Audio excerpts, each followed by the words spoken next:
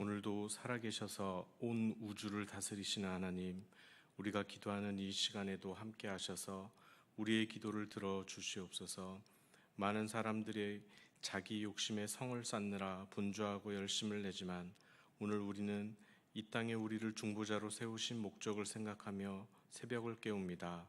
가정과 교회를 위해, 그리고 선거를 앞둔 이 나라를 위해 기도할 뿐 아니라 특별히 장기전이 되어가는 우크라이나 러시아 전쟁, 그리고 다음 주면 혹시 모를 제5차 중동 전쟁으로 치달을 것 같은 이란과 이스라엘을 기억하여 주셔서 진정한 평화가 그 땅을 다스리게 하여 주옵소서. 또한 몸과 마음이 연약한 성도님들께 회복과 치유를 허락해 주옵소서. 오늘 하루도 오직 성령의 인도하심을 따라 살기 원합니다. 우리를 다스려 주옵소서. 삶을 인도하여 주옵소서. 예수님의 이름으로 기도합니다. 아멘. 찬송가 369장 함께 부르시겠습니다.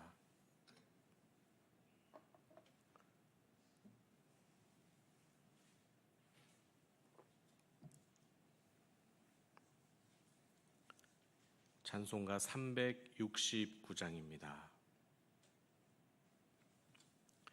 죄짐 맡은 우리 구주, 어찌 좋은 친구인지,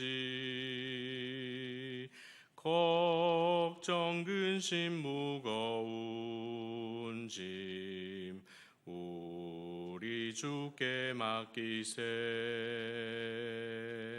주께 고함 없는 고로 복을 얻지 못하네. 사람들이 어찌하여 아뢰를 줄을 모를까. 시험 걱정 모든 괴로움 없는 사람 누군가. 부질없이 낙심 말고 기도드려 아뢰세. 이런 진실하신 친구 찾아볼 수 있을까. 우리 약함 아시오니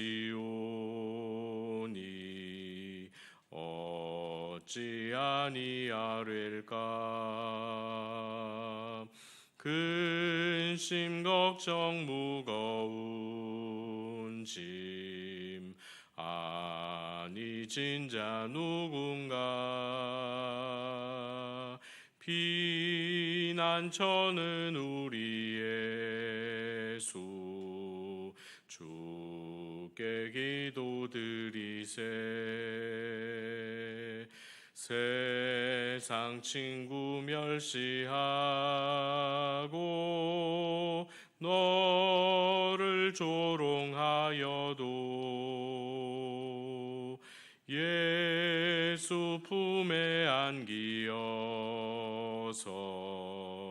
참된 위로 받겠네. 아멘. 오늘 우리에게 주시는 하나님의 말씀은 사도행전 6장 7절 말씀입니다. 신약성경 195면 사도행전 6장 7절 말씀입니다.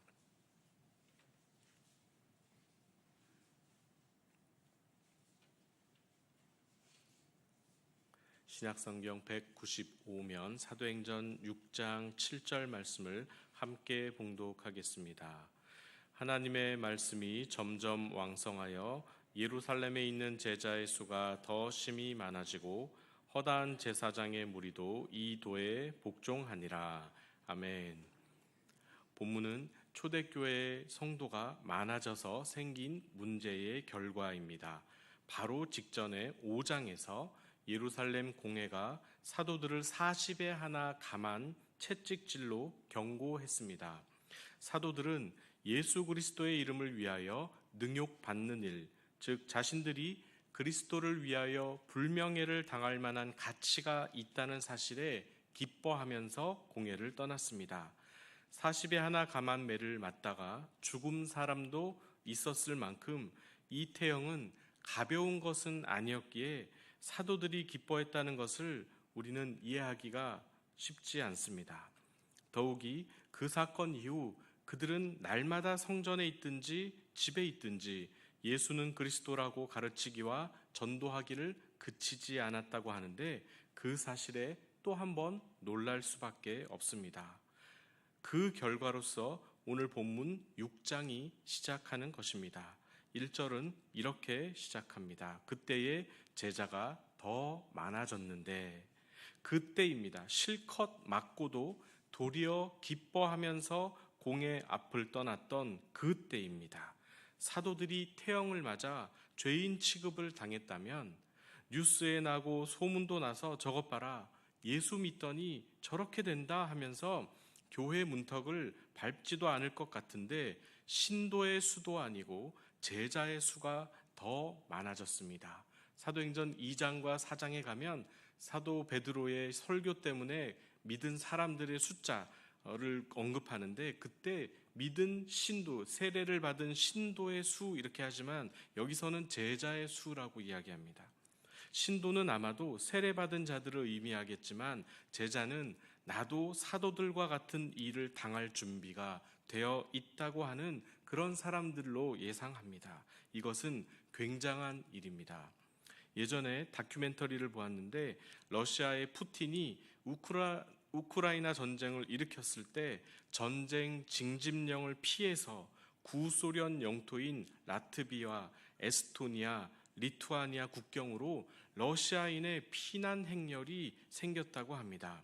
러시아에 집 두고 땅 두고 친인척 다 두고서 가족과 차만 가지고 도망을 친 것이죠.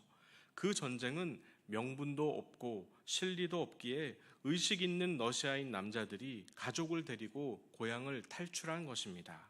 만약 징집이 되었어도 그들은 목숨 걸고 전쟁을 할 수 있었을까요? 아시다시피 러시아의 군사력과 전쟁 능력은 알려진 바처럼 대단하지 않다는 것이 드러날 뿐이었습니다.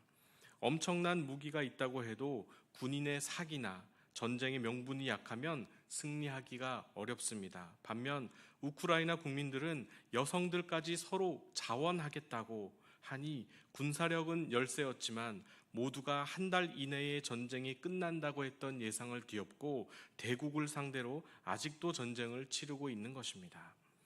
그래서 1절에 제자가 더 많아졌다는 의미는 그리스도를 위해 능욕받는 일에 합당한 자로 여기는 자들, 목숨 걸고 싸울 준비가 된 자원 입대자들이 많아졌다는 뜻이기도 합니다.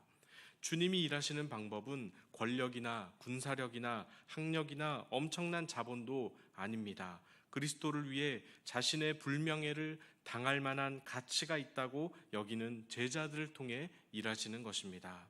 그래서 어떤 문제도 잘 해결해 나가는 것입니다. 본문에 소개된 사건은 당시에 폭발적으로 부흥하고는 있었지만 동시에 핍박받던 교회가 감당해야 하는 내부 문제였습니다. 사도들과 교회가 그 문제를 어떻게 해결했는지 한번 살펴보려고 합니다. 사건의 발단은 이렇습니다. 당시 교회는 건물 형태가 아니었고 가정집에서 예배했던 가정교회 형태였습니다. 예배하러 모일 때마다 각자 집에서 음식을 가져와서 나누었습니다. 예배 전에 성도들이 가져온 음식을 서로 나누며 교제를 시작했던 것이죠. 그런데 문제는 헬라 말을 쓰는 이방 출신 성도들 중에 과부들이 음식을 제공받다가 유대 출신 성도들에게 푸대접을 받은 것입니다. 다른 번역에는 소홀히 여김을 받았다, 푸대접을 받았다 이렇게 표현되어 있습니다. 왜 그렇게 했는지 원인은 소개되어 있지 않으나 이방인이고 과부들이었기 때문에 식사 순서에서 점점 밀려난 것일 수도 있고, 아니면 어떤 특정한 사건이 있었을 수도 있지만, 문제는 이 일 때문에 교회의 원망과 불평이 확산되고 있었던 것입니다. 오늘날 만약 교회에서 이런 일이 일어났으면 어떻게 문제를 해결했을까요? 헬라파 과부 성도들이 먼저 음식을 먹을 수 있도록 순번을 다시 짜거나 아니면 정 함께 먹기 싫다면 따로 공간을 만들어주면 어떨까요? 또한 어떤 교회들은 음식 먹는 교제의 시간을 아예 없앨 수도 있을 것 같습니다. 그러나 전혀 예상치 못한 해결책을 내어놓습니다. 오늘 본문 2절을 함께 읽겠습니다. 본문 2절입니다. 성경책을 보시면서 함께 따라가겠습니다. 시작. 12사도가 모든 제자를 불러 이르되 우리가 하나님의 말씀을 제쳐놓고 접대를 일삼는 것이 마땅하지 아니하니. 아마도 사도들이 음식 제공하는 일을 도맡아서 하고 있었던 것 같습니다. 이제 자기들은 그 일을 하지 않고 대신에 7명의 집사를 뽑아서 그 일을 맡기겠다고 합니다. 요즘 생각해보면 이렇게 해결하면 사역자들이 욕을 먹지 않을까 생각해봅니다. 문제를 해결해야지 오히려 그 일에서 손을 떼는 것이죠. 실제적으로 문제를 해결해 주셔야지 말씀과 기도만 한다고 문제가 해결되겠습니까? 하고 어떤 성도들은 판단할 수도 있겠습니다. 그런데 성경은 사도들이 이 구제의 일, 음식을 나누어 주는 일, 함께 식사하기 위해 배분하는 일에서 완전히 손을 떼고 말씀과 기도만 하게 되었을 때 어떤 일이 일어났는지 분명히 보여주고 있습니다. 그 결과가 오늘 우리가 함께 읽은 6장 7절 말씀입니다. 다시 한번 6장 7절을 읽어보겠습니다. 시작. 하나님의 말씀이 점점 왕성하여 예루살렘에 있는 제자의 수가 더 심히 많아지고 허다한 제사장의 무리도 이 도에 복종하니라. 아멘. 오로지 기도하는 일과 말씀 사역에 힘쓰니까 당연히 하나님의 말씀이 점점 왕성해질 수밖에 없었던 것입니다. 말씀이 힘을 얻어 퍼지니 신도가 아니라 제자의 수가 더 심히 많아진 것입니다. 아니, 한 번 더 나아갑니다. 그 다음 문장에는 허다한 제사장의 무리도 이 도에 복종하게 됩니다. 사실 이렇게까지 영향력이 확대되었을까 저도 이해는 잘 가지 않습니다. 아니, 집사님 7명 세우고 사도들이 기도와 말씀에 힘쓴 이유로 유대교 율법에 정통한 제사에 정통한 허다한 제사장의 무리도 이 도에 복종할 수 있을까? 그러나 기록된 것이 사실입니다. 정작 문제는 이것입니다. 만약 사도들과 교회가 헬라파 성도들을 어찌어찌하고 유대파 성도들을 어찌어찌하고 또는 구제하고 음식 배분하는 일을 더 공평하게 한다고 이리저리 애를 썼다면 이런 결과가 나타날 수 있었을까 생각해 봅니다. 그들은 이 문제의 본질을 너무 잘 파악하고 있었습니다. 하나님의 말씀을 전해야 하는 사도들이 그 일에 집중하기 위해 과감하게 선택과 집중을 한 것입니다. 그래서 교회 내의 갈등과 문제를 통해 사도들과 교회가 더 힘써야 할 일이 무엇인가, 믿음의 본질이 무엇인가 깨달은 것입니다. 그래서 문제 자체를 해결하는 것을 넘어서 하나님의 말씀이 더 힘을 얻는 데 집중한 것입니다. 그것이 교회의 생명력을 불어넣어 주었던 것입니다.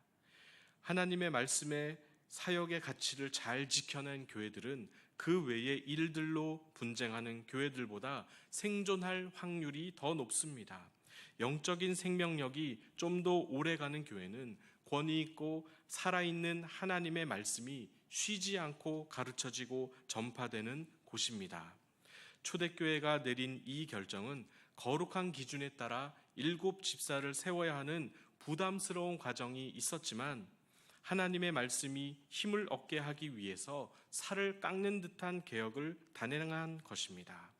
그렇게 하지 않고는 7장에서 공회의 핍박과 채찍질과 투옥과 처형의 과정을 이겨낼 수가 없을 것이고 더 나아가 8장에 가면 유대교를 넘어서 사마리아로 복음이 진격해 들어가기 어려웠을 것입니다.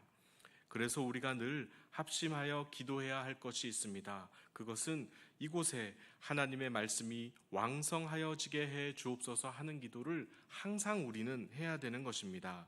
담임 목사님과 부교육자들 그리고 말씀을 맡은 직분자들이 기도하고 하나님의 말씀을 전하는 일에 전념할 수 있도록 힘을 모으는 것이 기본적인 기도라고 생각합니다. 저는 오늘 본문을 보면서 역할 분담이 조직을 살렸느니 직분자를 잘 세워야 하느니 하는 것보다 온 교회가 하나님의 말씀이 더 왕성하게 하는데 힘을 모았다는 것에 높은 점수를 주고 싶습니다. 한 개인도 마찬가지입니다. 내 신앙 동력이 왜 맨날 가물가물한가, 시들시들 꺼졌다 켜졌다를 반복할까 생각해 보면 생각이 산만해져 있고 마음이 갈피를 못 잡고 이리저리 흔들리기 때문입니다. 그것은 하나님의 말씀을 내 생각과 마음에 충분히 채워넣지 못해서 그렇습니다. 진지하게 하나님 말씀 앞에 나를 놓지 못하니까 온갖 세상 염려와 부정적인 감정들로 채워지는 것입니다. 그러므로 개인의 경건 생활에 영적인 활력을 더하고 교회가 부활 생명으로 더 힘을 얻으려면 하나님의 말씀이 점점 왕성하게 되기를 위하여 우리가 함께 기도하는 것입니다. 그럴 때 우리는 어떤 환경도 어떤 문제도 넉넉히 이겨낼 줄로 믿습니다. 기도하겠습니다. 사랑의 하나님 아버지, 감사합니다. 문제를 만날 때마다 문제 자체의 시선을 빼앗기지 않고 하나님의 방법대로 문제를 해결할 수 있는 지혜를 주옵소서. 언제나 신앙의 본질에 충실하게 하시고 성경적인 관점에 따라 우리의 묵은 것을 기경하고 마음밭을 일구는 일에 게으르지 않게 하여 주옵소서. 그리하여 하나님의 말씀이 점점 왕성해지는 삶을 살게 하여 주시옵소서. 예수님의 이름으로 기도하옵나이다. 아멘. 하늘에 계신 우리 아버지, 아버지의 이름을 거룩하게 하시며 아버지의 나라가 오게 하시며 아버지의 뜻이 하늘에서와 같이 땅에서도 이루어지게 하소서. 오늘 우리에게 일용할 양식을 주시고 우리가 우리에게 잘못한 사람을 용서하여 준 것 같이 우리 죄를 용서하여 주시고 우리를 시험에 빠지지 않게 하시고 악에서 구하소서. 나라와 권능과 영광이 영원히 아버지의 것입니다. 아멘. 함께 기도하시겠습니다.